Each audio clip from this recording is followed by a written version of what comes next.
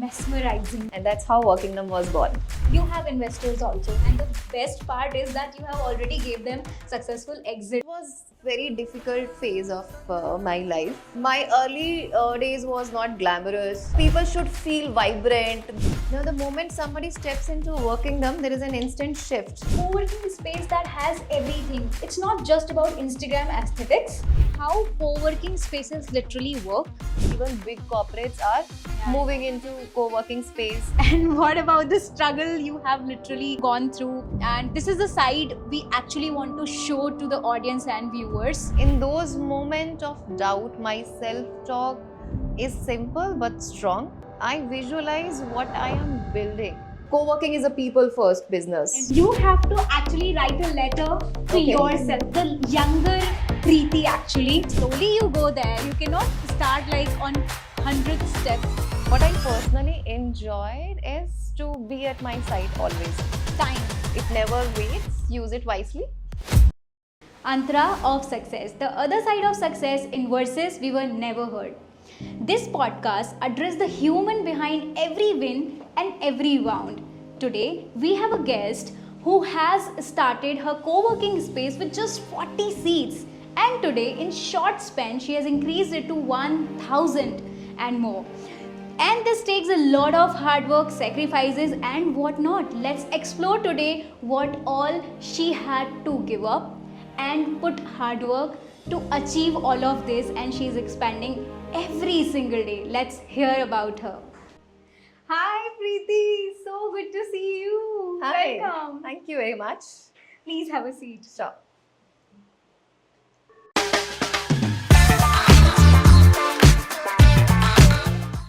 First of all, congratulations Preeti. From one 40-seater co-pilot co-working space to building and increasing it to 4 centers and more than thousands of seats, it's incredible.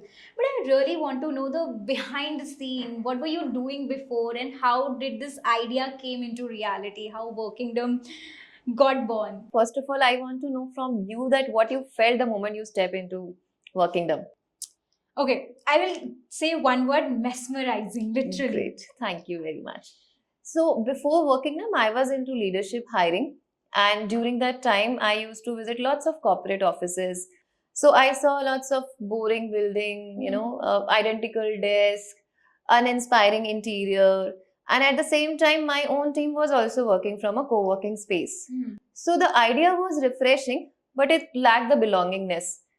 So being from a real estate family, I saw an opportunity clearly. And I thought that workspace could be more than just a place to plug in. Yeah. It can inspire people. People should look forward to come to their office, and it should energize them. And that's how we built our first 40-seater pilot center. And that's how Workingnam was born. Wow, that's fantastic, because I remember that boring working space, because I started my business at the co-working space itself, and I remember the boring walls. And you said pretty well that the space should be like, people should feel like coming back again and again every single day and feel energetic. So I completely relate to that. And this leads me to another question. Startups and businesses need more than just a desk, that's very clear. They need energy, network, the right people around. How does co-working spaces, especially like Workingdom, plays a huge role, and the kind of opportunities they drive altogether? Absolutely. Today, business need more than just Wi-Fi, desk, and coffee. They need environment that energize, uplift, and spark productivity. Now, the moment somebody steps into Workingdom, there is an instant shift. So what's the reason? The reason is the natural flow of a space, the freshness of the environment, which suddenly changed the work mindset. I always think that space plays a silent yet very powerful role in bringing the right work mindset. Big time. If the environment is right, people can work better, and it enhances their productivity. That's very important for somebody who is doing some creative work, and they need some space to think. So that's how I build all my workspaces. I remember the COVID time. that time people were trying to be productive. And one thing I realized, because people love working from home, now hybrid thing is pretty good, but I love to work in office because the kind of productivity, the kind of people you are surrounded by impact a lot, True. a lot. And the moment you are walking in, like working them, I'll take an example because next time if I'm in Delhi or in Gurgaon, I'm going to be here only. So I think that, you know, a co-working space that has everything, it's not just about Instagram aesthetics, but it's about like the kind people you are surrounded by, the kind of vibe you're getting. And especially when you are working in a place, you don't have any hurdles, like you're just sitting alone. I remember working in CP, so I literally feel every word you're saying that. So really nice work on the co-working space, by Yeah, the way. actually, the office should not look like office. It should not feel like office. Then only you feel light. Otherwise, the heaviness of, working hard and hard is always there. That's the reason I want to design an office which doesn't feel like an office. Yeah, yeah. Since we have talked about opportunities, you have investors also. So I want to know, how hard has that been for you to gain investors? And the best part is that you have already gave them successful exit. So I really want to know, how did you land these investments? And the most important thing I want to know is that the valuation game that people focus on, but what is the worth of value? So I want to know that one. Yeah, it was a very difficult phase of my life, and but it was absolutely essential. I got angels at very initial stage of my business. Yeah. But see, sometimes it is very essential that they see a real outcome, and they should exit at the right time, right? So I gave them my best. I gave them a very profitable exit, and I gave it all. So for me, it was challenging, but yes, the vision and expectation should be aligned. Only then you can, Yeah. work towards it. And as far as the valuation are concerned, yes, it matters a lot. But the real value comes when the three main things are properly aligned, which is the purpose, performance, and uh, and 100% the profit. The profit plays a very important role. Only then the valuation comes. And nowadays, I think investors look Yeah. more for a profit than just keep expanding and expanding. So I think investors are also now getting smart. So, and we also believe in profitability. So I am okay to grow slow, but I want to ensure that my all parameters should match. The performance of all my centers should be always good, Yeah. and we should always be in profit. And so we are till now. No, profit is the blood of business, I Yes. think. And the way you said that the three P's are really very not just thoughtful but practical, I can relate to that. So this is very insightful answer, I would say. Or because you're speaking it from your experience, it becomes more important to us understand that investment, nowadays people treat it like just building valuation no matter the profit. But you mentioned very important point. Now with that, we are coming to the end of one segment of our this podcast. I want to know one thing, the one advice you would like to give to people but people literally never follow. Okay, so I am a kind of person who always believe in solutions. So I advise my team or everybody that you should always focus on a fix rather than a fuss. Yeah. So that's my only advice. Focus on solution. Don't crib about the problem. Don't come to me with a problem. Okay, but one real thing, when something is messed up, you have to be like, how do you fix it and how do you get that mindset? Okay, you built a very good working term and you have now expanded pretty well, you have got investors, exits and everything. I want to know, how do you manage yourself in these time? So I think things will definitely get messed up when you grow. Especially things will get a very haphazard way. Yeah. It all depends what kind of team you have and what kind of leadership you are into. That's the reason I told you that, I always believe and I always train my team to focus on solution. See, problem is there and problem will always be there. There is no time when you can sit, okay, fine, everything is going good and there's no problem at all. It can never happen. So, but when we start cribbing about problem, then we lose our focus about the solution. But when we know that problem is there, let's start focus more and more about the solution. Let's see option A, option B, option C, and that's how we can go forward. Wow. That's what I believe. Love the perspective. Thank you.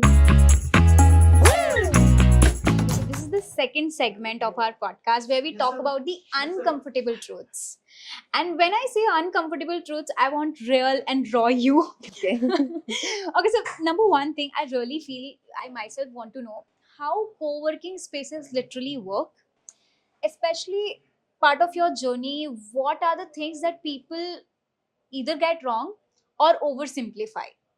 Okay. So co-working space is basically a shared infrastructure where corporates, individual startups take, rent out desk, cabin, or a private offices in flexible terms, maybe for a day, for a month, and for a year as well.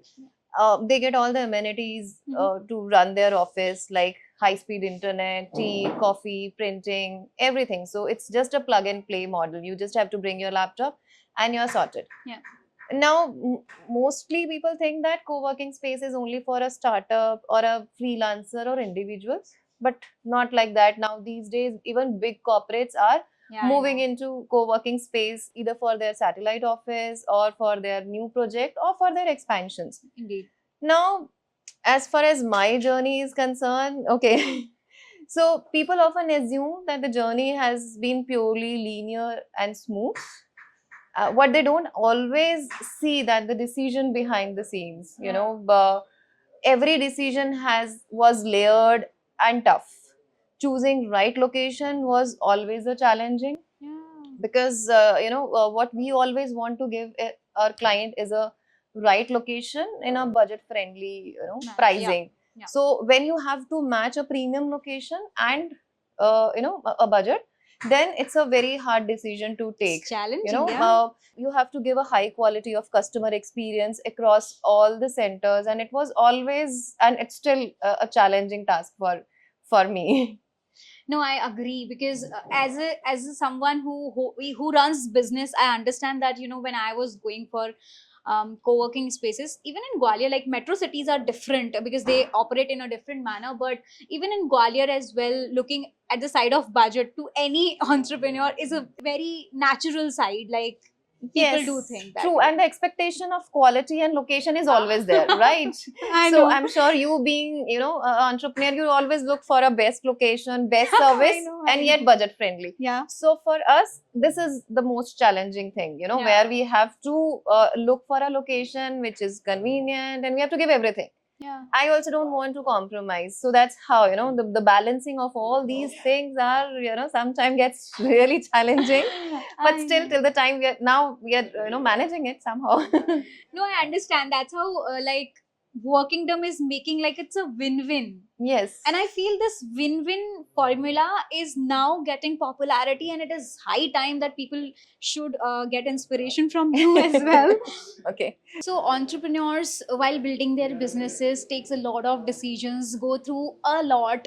I have seen myself working more than working hours, and waiting for things to happen even in hard time as well. I would want to know what has been the hardest thing for you, and especially like you built, you achieved, and that matters to you the most, and others have not clapped on that. Okay. So I have built Workingdom largely through organic growth without diluting our equity. That means, being extremely disciplined about the cost, creative with the cash Yeah. flow, and patient when the faster options, seems tempting. Yeah. So it's all about building trust, and then, thinking that, okay, fine, even we are not, going too fast, but at least we are consistent, we are profitable, and we are still growing. Yeah. So, sometimes people say that you might lose, the bus because you are going too slow. Yeah. But I don't believe in this. I True. think, yeah, I think, going step by step is also equally important, because first is we are learning throughout our journey. And in, Second is, we are in good situation. and in fact, I believe that slowly you literally build. Yes. And faster you may find some ways, but I have not seen anybody, any successful startup and now working them, because I know it. You started from 40 and now to 1000 and more of that. So slowly you go there. You cannot start like on 100th step. Yes, and probably what I feel is that you learn also more. Yeah, that's right. And then after that, I'm sure the pace will come definitely. I'll not say that we'll go with the same pace always. We are Mhm. also looking for investment. There are other options available in True. market. So we will also increase our pace. Yeah. But the initial journey, taught me a lot, because we grew step by step. Every center is a new learning for me, and I was too involved in all the centers. So if from every center I have learned a new thing, not the same repetition, because that's how the learning is all about. And what do you think, what has been this, that just one thing that people never clapped for you, but you cheer yourself that you did it? Preeti, I'm proud of you. You did it. So, what was that thing that you literally did, and I'm proud of it? Okay, so what I personally enjoyed is to be at my site always, during the fit out time. I always like to stand there, between all the labors and Yeah. all. And because I wanted to see my, baby in the yeah, coming. to grow. Yeah. And then I know that during that time there are small changes which required my supervision, and there must be some changes which somebody needs my support. And if I'm not there, they'll do something, of their choice, which definitely I'll not like. So I don't mind sitting, standing in dust. Yeah. Hot summer, I don't mind it, because that's the moment I enjoy a Yeah, lot. that's raw. That's raw. That's very raw. Preeti, every founder and entrepreneur have their personal life and professional life, and we have got so many opportunities and at the same time struggles.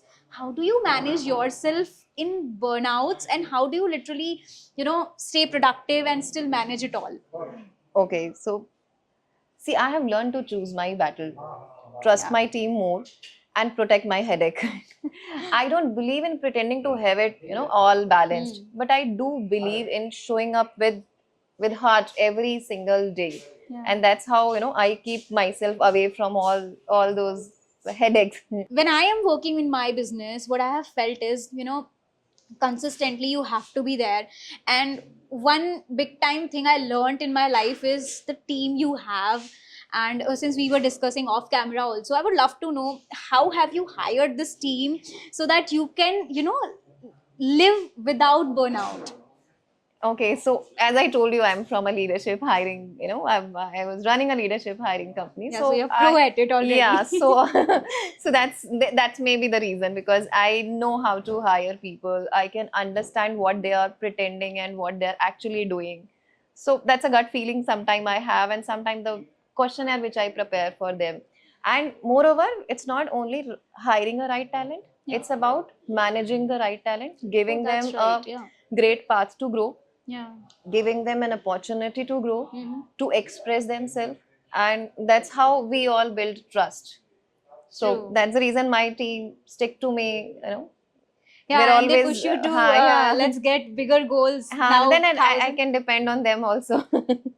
Yeah, so now 1,000, and in some time it will be 2,000 seats. Yeah, maybe more zeros. You never know. Yeah, for sure. Okay, so this is an activity time right now. Okay. It's called one word, one truth. I'm gonna give you one word. You're gonna speak one truth on that word. Okay, instantly. Yeah, instantly. Okay. Whatever comes in your mind, like, just drop it. Okay, I'll try. Okay, time. It never waits. Use it wisely. Oh, that's true. Give up. Or get up. Your call. Wow, never expected. Struggle. The proof that you are in the game. Smart work. Uh, I think it's focused with the intent, no shortcuts. Oh, that's a real fact. Self care. Uh, it's a kind of recharge to power the next move. Yeah, and people underestimate that Yeah. a lot of times. Rejection, Don't fear it, use it. failure. A lesson, Yeah, health. non-negotiable. Please don't ignore. Yeah, people do because they are working hard and they feel like ignoring their sleeps and all. Yes. Win. Mm, it will never come from your comfort zone. Truth. Emotions. Okay, just a proof that you are human. As I am a very emotional person. Yeah, me as well. Can relate to that. So, as in we are human, that's the reason we are emotional. Okay, Preeti, we are now moving towards the third segment of our podcast where we talk about the survival thing. Like, that's the real thing. Everybody talks about, oh, you are now having 1,000 seats. Great, congrats. And what about the struggle you have literally, gone through? And this is the side we actually want to show to the audience and viewers. Okay. You spoke about visualizing growth even when things felt stuck. I want to know, what does your self-talk sound like in these times, and how do you ground yourself with the when the next step feels blurry to you? Okay, so in those moments of doubt, my self talk is simple but strong. I visualize what I am building, not where I'm stuck. Yeah. So, the next step, when next step feels blurry, I stop rushing and I just breathe, I zoom out and I ask myself, like, okay, fine, what's the one thing I can do today which, even I can move forward by 1%. Yeah, And that thing grounds me. that feels relatable. Yeah. No, it's easy to literally get in the moment, like, okay, things are not going fine and so on, but then you have to realize Correct. yourself. One day at a time, 1 hour at a time, as in that's how you move forward. True that. Sometimes we have to zoom out. True that. So women in business has to tackle a lot, like you're managing your home, your family, your business, your team, your investors. So I want to know, in the hard times, I'm not talking about just the business aspect, but the personal aspect as well. In the hard times and struggles, how do you manage to keep moving? Because there are times, in fact, I have seen myself that things do change and people need attention, situations, other things happen in life, and how do you literally manage yourself? I would love to know your side. Okay, so first of all, I think being a woman, I am a natural, person who can handle multiple things at multiple times. Yeah. So I am so proud of being a woman because we have that Multitasking skills. things.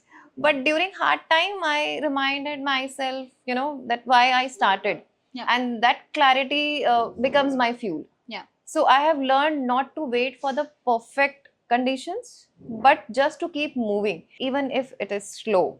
So, I break things down and take one decision, one step, 1 hour at a time. And honestly, I lean on my team. That's how I Yeah. can manage everything. Yeah. A family or a office and a multiple location. They are my backbone, and I have made peace with the fact that momentum doesn't always come with the speed. Yeah. Sometimes it's just not stopping.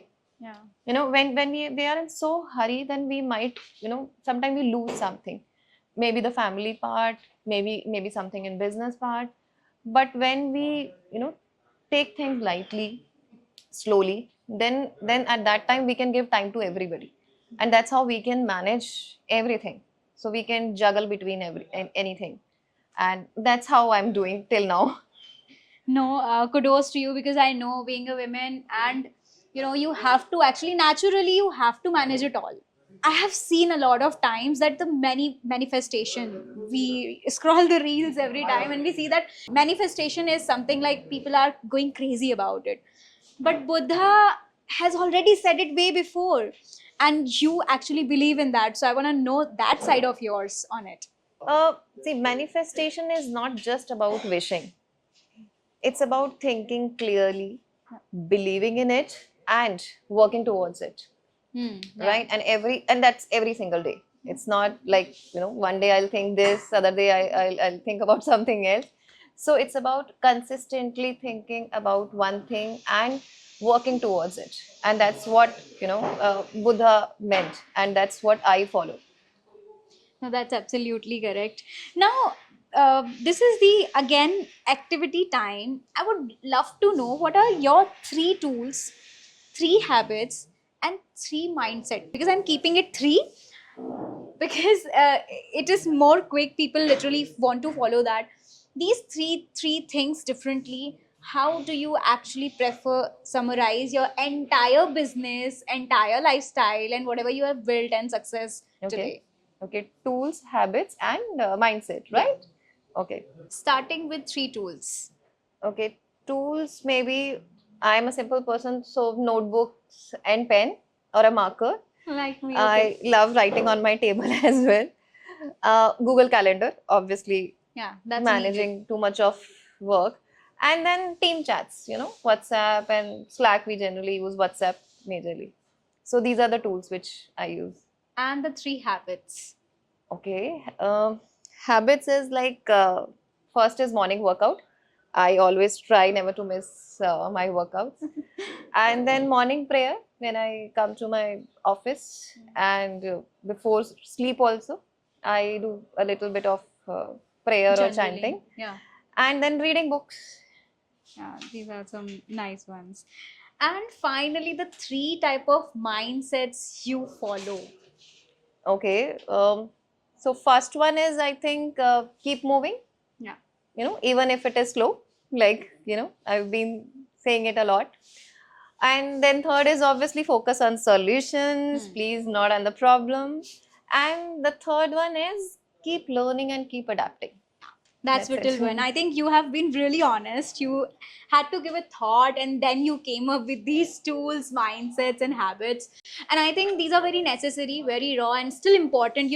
People literally underestimate the normal things, the common things, but they are indeed helpful. Like reading books, it's an old one. Yeah, and it's a simple thing. I don't think Yeah. so. There's any big hassle in doing all this thing. In fact, as at least not to me.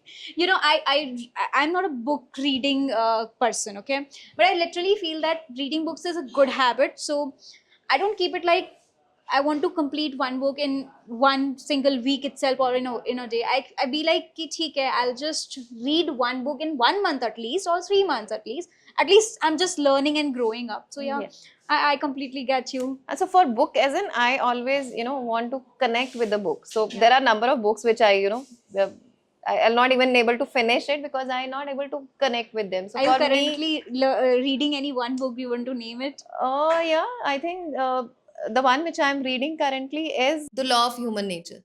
Wow. Okay. Okay, that book is very interesting. It gives me a lot of fact about human nature, how they behave in a different situation. So I think it's good for learning. Fantastic. Let's move to the next and final segment of our podcast. Okay. And that is going to be the younger one of you. You'll talk and we'll just explore that side. What's that? Let's move in. Okay, that's a surprise. This is the fourth segment of our podcast where we want to know the younger side of you, where you started. So my first question to you is, for someone who wants to enter in co-working business and they want to just be there, how should they start and how your early days have been? Okay, so like my advice to somebody who wants to open a co-working space, see, I would advise them that they should not rush into square feet and interiors. My early days was not glamorous. We started with just a 40-seater office. So during that time, I visited dozens of locations. Yeah. We did lots of competition analysis as well. What kind of market rates are going on? What kind of rentals are going on? So we have to compare so many things before getting into it. So I got so obsessed by using every inch of an area. and we didn't have deep pockets as well, so we have to be smart enough to utilize the space. And then we have to smart enough to say, do the interiors as well, so we couldn't afford a big interior design firm, so I designed that office by my own. I sourced each and everything from a local market. And I always try to do a baby step, so it was a pilot run, so that's the reason we thought that we should do minimalistic spend and give a maximum vibrant experience to our client. But this is not a real estate business for sure, so the real work start after the launch. So most of the people think that okay fine, it's a rental business, you take a space, design it and give it on a rent, but it's not like that. The main work starts after that. You have to you have to create a good customer experience. It's not a real estate, it's a hospitality business where each and every day you have to serve your client, and they are sitting with you for a long time, not like hotels where people used to come for 1 day, 2 day, or 4 5 nights. Usually companies take place for a year, so you have to serve them and then you have to retain them also. So everything starts once you launch your product, then it is all about the retention, and retention comes only when you are very focused in serving your client right. So we always believe in that, and for us it's always client first. So that's what my advice to all the newcomers. Wow, that's fantastic. In fact, I really want to just touch upon that one part. So you said that you couldn't hire an expensive or premium Yeah. interior designer. I really want to touch upon that because it doesn't seem like that. The Workingdom, I have worked in the both of the places like CP and this Gurgaon. I feel like it is done by somebody excellent and pro at interior designing. So how could you do that? It is CP and Gurgaon. So eventually that was our first center, 40 pilot sitter center, that where I did everything from procurement to designing. But eventually when we opened our first co-working in Connaught Place, it has been done by our interior company. But all the ideas behind the theme and everything is by me only, because I don't want all my center to look similar. I always want that every center should look different. It should give different vibes, different feel, and different environment. So even in Gurgaon, we chose the Japandi theme where everything is very natural, cane, bamboo, all these things are there. So usually I sit a lot with the interior designer and I design the mood board with them, because they cannot imagine that the office can be like this. So I have to literally tell them that don't design an office, please, guys. Design some cafe. Yeah. Think about some cafe and something different. Yeah. Don't think about an office. So that's how I give them some ideas and everything. All my offices are my baby. So I have designed in that way. And I feel that soul of you in every single design. I can walk into any other place, like we're sitting here. The vibe is vibrant and it feels like, I want to work. If I'm tired, I would feel like let's do a little bit more. I'm surrounded by a kind of people, those who are working hard, lady like you was doing absolutely the best. So it feels like want to do it. So I literally, want to say commendable job on interior part, because if you are sitting with an interior, it takes a lot. As a business owner, you have to put all in. I know, because I'm running 2 different businesses. I know what it takes you to involve yourself in everything so that things come out very nicely. You have done a great job on that part. Thank you. Thanks, you liked it. Since you have come so far and now I know a lot more about you, I would like to know what's been one personal challenge or failure that taught you the most, and you wish that others could actually know before they also face the same. Okay, so the biggest challenge was trusting other people too quickly. ये सबके साथ होता है क्या? Yes. So in early days, I believe someone sounding confident, they can deliver. But I learned hard way that intentions are not enough. The capability, values, and follow-ups also matters. So that experience taught me to slow down, ask right question, and trust the gut. So now I take time to build relationship, whether it is my vendor, my team, or a partner. So my advice is that don't confuse speed with progress. Take your time and slow down, and then take your decisions. That's fantastic. In fact, I remember my days. I could really match that. In fact, in teams as well, while building teams also. So, do you have any sort of experience with that? I think this is the most relatable, by the way. So maybe I was always lucky in terms of my team. So I have a beautiful team, and most of them are with me from the past since the beginning, or there are few who joined me from my previous organization, like my leadership hiring company.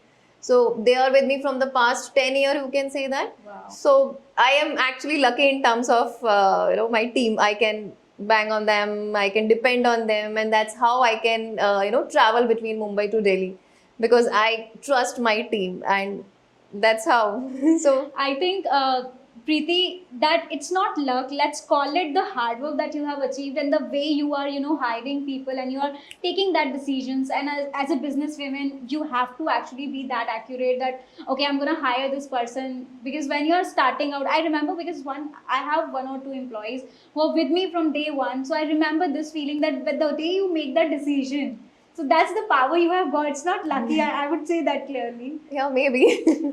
Okay, so are you an introvert? I mean, how does that shape in running a business and making sure that everything is going in place, especially in people driven businesses? Okay, so no, I'm not an introvert, and I am sure you can see that. Yeah, I know So- it. So I think that's shaped a big part of how I run Workingdom. I genuinely love being around people, understanding their energy, listening to what they need, and building an environment that respond to that. For me, conversations spark ideas. Yeah. So one when you do more and more conversation, you understand the other people very well. I like collaboration, movement, and being involved in day-to-day pulse of the space. So co-working is a people-first business, Indeed. right? So now being social helped me a lot to stay connected with my client, my team, and I got to know more about them, their problems, and their ideas. So most of the time, my client gave me some ideas which we implemented, and that's how co-working works. Yeah. It depends on people. Yeah. It's all a people business. Indeed. So I think that helped me a lot. We are at end of our podcast, and this is the final activity and my favorite one. So you have to actually write a letter to Okay. yourself, the younger Preeti actually. Oh my God. And this is actually a template, so ready. It will be easy for you to just fill out, but it is very deep. So here My it is, God. the letter you are writing for yourself, who is younger. So I've been very naughty when I was young. Can I write those stuff? Okay, so this letter is going to be not just emotional but also fun. So we are ready. Okay. Okay, let me try. I will give you a moment.